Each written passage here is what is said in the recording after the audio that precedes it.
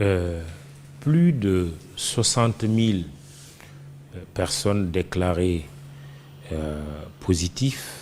Je parle des statistiques du Sénégal, plus de 1300 décès, mais parallèlement, près de 800 000 vaccinés, bon, plus de 700, près de 800 000, sur une population de près de 17 millions. Le CNGE n'écarte pas le risque de débordement des centres. Peut-on parler, mais vraiment, de catastrophe sanitaire qui peut finalement, dont la maîtrise peut nous échapper? C'est que je peux pas juger mes collègues. Oui. Je ne suis pas dans leur bureau. Oui. Je n'ai pas le temps d'y aller même. Oui, je ne vous demande pas de juger vos collègues, mais la situation qui nous est présentée, comment vous la jugez? Je vous en tirer, monsieur. Oui. Je suis passé de 7 chambres en me disant qu'on est confronté, les gens me sollicitent. Assumant assistance. Il y avait une cafétéria qu'on a rasée, qu'on a transformée en 7 lits.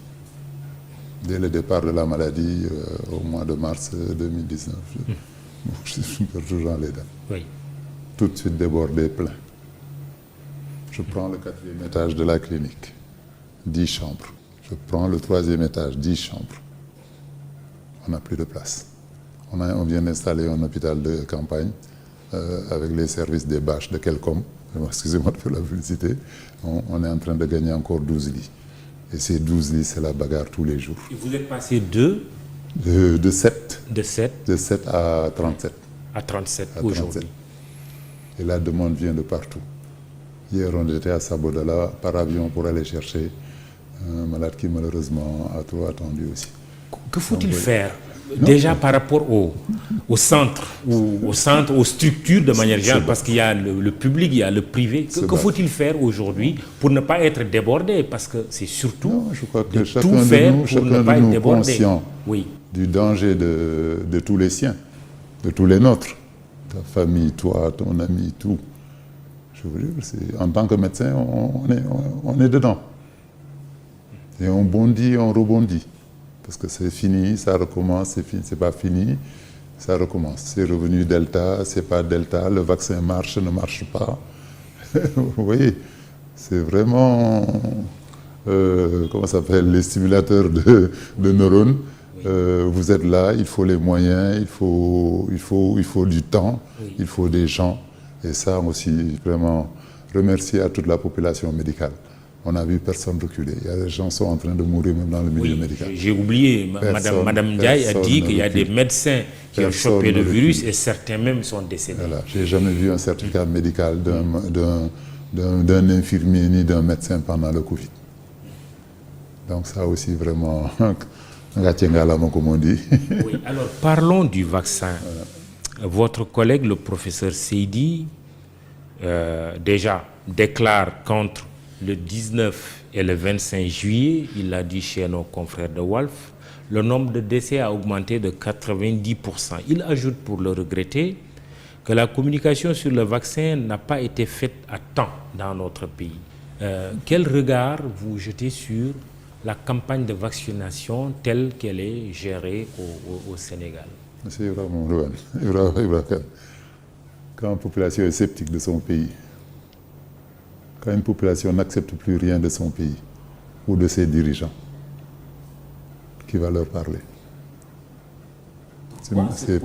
Oui, mais pourquoi cette population est réticente alors que c'est pour son bien? Si je lui dis que je suis médecin et que j'ai entendu 10 milliards passer pour lutter contre un virus, je souris quand j'entends des Jakarta qui devaient recevoir de l'argent, qui n'ont pas reçu de l'argent. On est atterrés. Nous-mêmes qui sommes intellectuels, qui fréquentons tout le monde. Ces ministres-là, on les fréquente, on les voit. Il faut donc, ce que vous êtes en train de mettre le doigt sur l'exemplarité. Quand elle fait défaut de la part de ceux qui gèrent, effectivement, ça peut créer des réticences. Mais Mais je veux dire, mais docteur, mais je veux dire que quand on dit à une population, à un être humain qui fonctionne normalement, protège-toi, mets le masque, utilise le savon ou le gel, fais le test, va te faire vacciner, c'est un discours qui devrait passer chez un être... Mais qui te le dit? Qui te le dit? Là, on a entendu... Ça dépend de celui qui lui demande. Qui te le dit? Là, on n'a entendu rien dans la 4e phase. Vous avez entendu une personnalité de l'État dire quelque chose?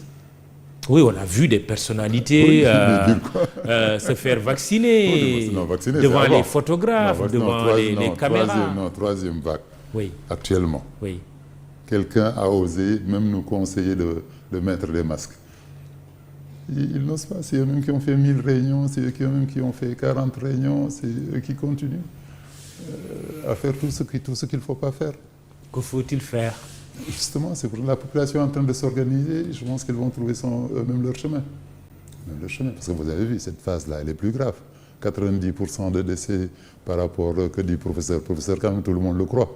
Professeur Seydi. Hein? Qu'est-ce qu'on a fait? Quel est le petit geste qu'on a dit? Tiens, comme il y a ça, on va au moins aider les gens à être enterrés bien dans les cimetières. Les gens arrivent avec leur virus, ils sont entourés de leur famille, ils vont enterrer, ils repartent tous avec le pourcentage de contagiosité du Delta.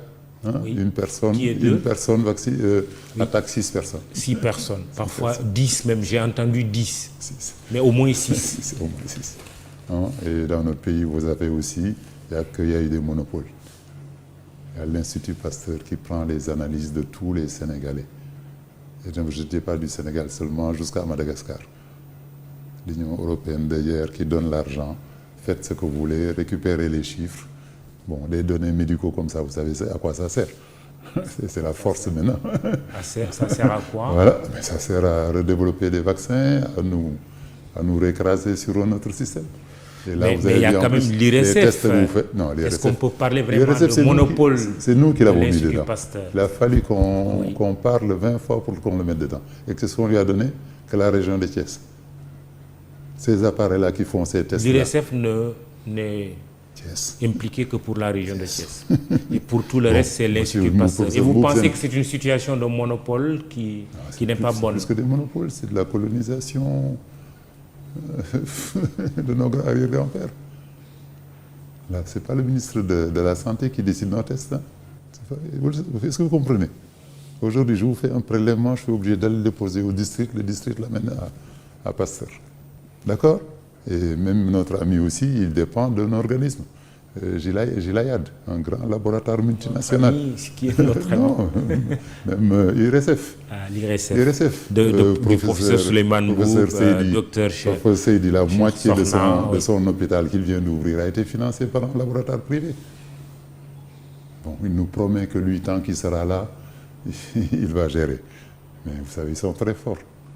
Hein, ils vous prennent les étudiants, ils les forment. Qui Ces laboratoires-là. C'est ces laboratoires que je vous dis. Moi, médecin, j'ai pris 3 antibiotiques qui ne servent à rien. On arrive, moi, à me convaincre avec cette Big Pharma que, alors qu'on m'a appris qu'un virus, il n'y a pas d'antibiotique qui peut lutter contre un antibiotique. D'accord? Il faut quoi alors?